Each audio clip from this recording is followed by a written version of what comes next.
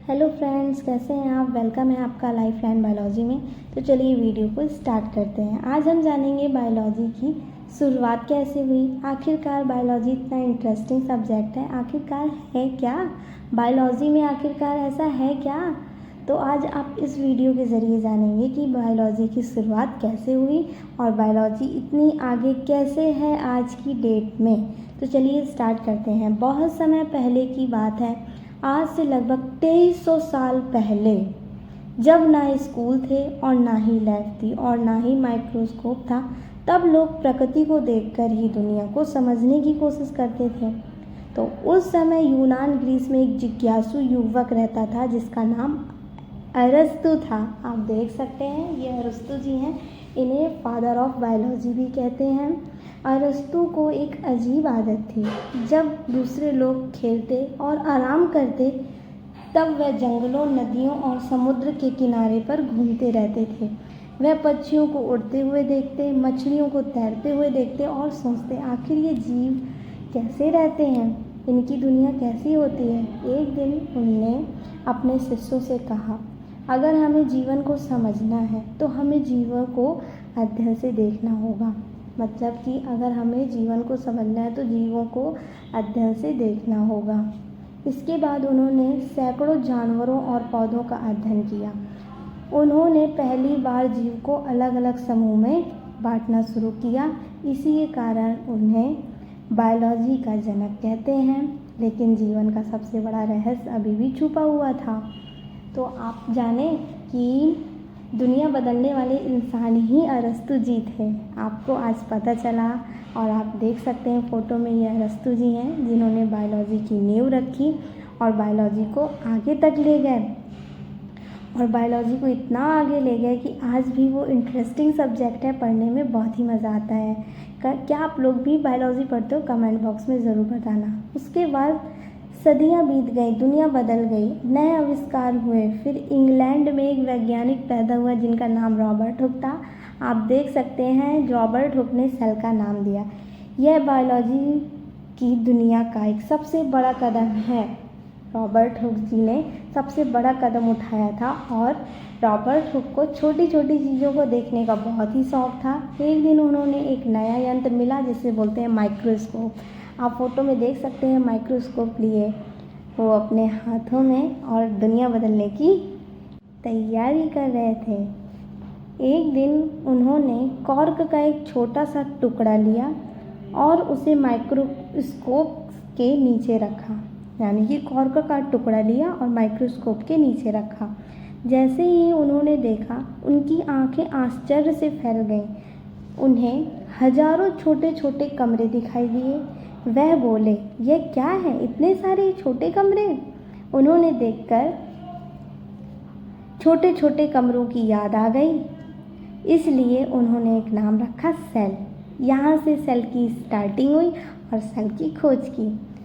कुछ वर्षों में हॉलैंड में एक जिज्ञासु वैज्ञानिक एंटोनी वॉन लीवेनहॉक, आप देख सकते हैं इन्हें फादर ऑफ माइक्रोबायोलॉजी भी कहते हैं, सूक्ष्म जीव का जनक माना जाता है, माइक्रोस्कोप का जादूगर कहते हैं एंटोनी वॉन लीवेनहॉक को। एक अद्भुत कहानी स्टार्ट की और बहुत ही अच्छे वैज्ञानिक थे। उन्होंने अपने हाथों में इतनी शक्तिशाली माइक्रोस्कोप बनाया कि लोग देखकर हैरान रह गए। माइक्रोस्कोप इन्होंने बनाना स्टार्ट किया। एक दिन इन्होंने तालाब के पानी की एक बूंद माइक्रोस्कोप पे रखी। वह देखने लगे। अचानक वह अपनी कुर्सी में उछल पड़े। अरे ये कैसे हो रहा है। उन्होंने एक बूंद में हजारों छोटे छोटे जीव तैरते हुए दिखाई दिए। कोई गोल था, कोई लंबा था, कोई तेज़ी से तैर रहा था। दुनिया ने पहली बार सूक्ष्म जीवों को देखा। इन्होंने सूक्ष्म जीवों को पहली बार देखा। एक नई दुनिया का दरवाज़ा खुल चुका था और वो थे एंटोनी वॉन लीवेनहॉक ने जो दरवाज़ा खोला था। और यहीं से शुरुआत हुई थी बैक्टीरिया की। इन्होंने बैक्टीरिया और माइक्रो ऑर्गेनिज्म की खोज की थी। तो आपको जैसे पता चला ये एंटोनी वॉन लीवेनहॉक हैं, इन्होंने बहुत बड़ा योगदान दिया अपने बायोलॉजी में और बहुत ही अच्छे साइंटिस्ट हैं। अब हम बात करेंगे मेंडल जी। मेंडल जी का भी बहुत बड़ा योगदान है बायोलॉजी में। आप देख सकते हैं the man behind of DNA science. इन्हें फादर ऑफ जेनेटिक्स बोलते हैं भाई। इन्होंने मटर की खोज की और काफ़ी सारी चीज़ों की खोज की, आनुवंशिकी की खोज की। इन्होंने मटर में अपना योगदान दिया और सभी चीज़ों को बताया कि बायोलॉजी ऐसी है और ऐसे ऐसे काम करती है। तो ऐसे कुछ वैज्ञानिक थे जिन्होंने बहुत बड़ा योगदान दिया है बायोलॉजी में, और उन्होंने बताया है कि बायोलॉजी की ऐसे शुरुआत करते हैं और बायोलॉजी ये है। तो आज आपने मेंडल जी को भी देख लिया, डीएनए और सभी चीज़ों की खोज की। इन्होंने फादर ऑफ जेनेटिक बोलते हैं। और लेकिन एक सवाल रहता है आपके अंदर कि आखिरकार बायोलॉजी है क्या, इन्होंने क्या क्या योगदान दिए। तो मैंने आपको इस वीडियो में बताया। तो प्लीज़ अगर आपको मेरा वीडियो अच्छा लगा हो और मेरे वीडियो में जो मैं अपनी इन्फॉर्मेशन दे रही हूँ, आपको एक स्टोरी के थ्रू मैंने बताया कि बायोलॉजी ऐसे ऐसे शुरुआत हुई, तो आपने आज देखा भी कि बायोलॉजी में इन्होंने अपने कितना बड़ा योगदान दिया है और दुनिया बदल दी है आज। और बायोलॉजी आज अपना जाना माना सब्जेक्ट है, अपने अंदर बहुत बड़ा एक होल सब्जेक्ट है, बहुत बड़ा, जो कभी ना ख़त्म होने वाला सब्जेक्ट है। और आज भी जो लोग सांस लेते हैं, ब्रीथ करते हैं, उन सब चीज़ों के बारे में बताया। तो अब बात करते हैं हम डार्विन जी की। ये डार्विन जी हैं, the story behind of evolution की इन्होंने शुरुआत की, यानी कि विकासवाद की शुरुआत की इन्होंने और अपना योगदान दिया। शुरू से लोगों में विश्वास नहीं रखते थे ये, लेकिन धीरे धीरे प्रमाण मिलने और दुनिया की उनको बात स्वीकार कर ली कि जो चार्ल्स डार्विन थे, डार्विन समुद्री यात्रा पर निकले हुए थे। उन्होंने अलग अलग द्वीपों पर अजीब अजीब जीव देखे, उन्हें वर्षों तक अध्ययन किया। इन्होंने वर्षों तक अध्ययन किया, तब जाके कहीं आज ये हमारे बीच इवोल्यूशन की शुरुआत की नींव रखी और अपना एक बहुत बड़ा टॉपिक है। आप पढ़ते होंगे, आपको कुछ याद आएगा, ऐसा कुछ डार्विन जी ने लिखा है।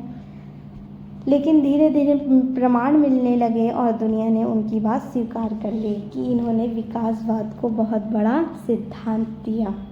अब बायोलॉजी और भी आगे बढ़ रही है। हाँ, बायोलॉजी बहुत ही आगे तक जा रही है। एक साधारण से रहने वाले व्यक्ति ने बहुत ही ज़्यादा, जो मैंने बताया आपको, Mendel ji, Darwin ji, Antonie van Leeuwenhoek, Robert Hooke, अरस्तु जैसे महान विद्वानों ने अपनी जीव विज्ञान में अपनी योगदान दिया, अपना योगदान बहुत अच्छे से दिया और बायोलॉजी को आज आगे ले गए। धीरे धीरे बायोलॉजी एक विशाल वृक्ष बन गई। इनकी शाखाएं बनी, जैसे बॉटनी यानी कि वनस्पति विज्ञान, प्राणी विज्ञान, जूलॉजी, आनुवंशिकी, जेनेटिक, माइक्रोबायोलॉजी यानी कि सूक्ष्म जीव विज्ञान, इकोलॉजी यानी कि पारिस्थितिकी तंत्र, और बायोटेक्नोलॉजी, जैव प्रौद्योगिकी, ऐसे मेन सारी शाखाएं बनी जिसे बायोलॉजी को आगे ले गए। आप देख सकते हैं ये डीएनए है, ये क्रोमोसोम है। आप बायोलॉजी में जानते होंगे ये क्रोमोसोम है और बायोलॉजी को बहुत आगे तक ले गए। अब जब डॉक्टर इलाज करते हैं, वैज्ञानिक नई दवाएं बनाते हैं, तो हम पालतू खरगोश को देखभाल के बारे में सिखाते हैं, तो उनके पीछे भी बायोलॉजी का ज्ञान होता है। तो बायोलॉजी है। और ये मेंडल ने खोज करी थी मटर की, आप देख सकते हो मटर का प्लांट है ये, और इन्होंने मेंडल ने खोजा था, मेंडल ने इसकी डिस्कवरी करी थी। और अब आगे देखते हैं, बैक्टीरिया है ये, बैक्टीरिया कई शेप का होता है और इन्होंने एंटोनी वॉन लीवेनहॉक ने खोजा था बैक्टीरिया को, बैक्टीरिया बताया था बैक्टीरिया क्या है, और बहुत अच्छे वैज्ञानिक थे जिन्होंने अपना योगदान दिया। और अब आगे चलते हैं, डार्विन जी ने इवोल्यूशन यानी कि विकासवाद का और निर्माण किया, आप देख सकते हैं। और ऐसे बायोलॉजी की धीरे धीरे शुरुआत हुई और बायोलॉजी बहुत आगे गई। तो आज इस वीडियो के ज़रिए मैंने बताया आपको बहुत सारी कि बायोलॉजी की शुरुआत कैसे हुई। तो मेरा वीडियो अच्छा लगा हो तो please thank you for watching. तब तक के लिए बाय बाय, मिलते हैं नेक्स्ट वीडियो में। Bye bye.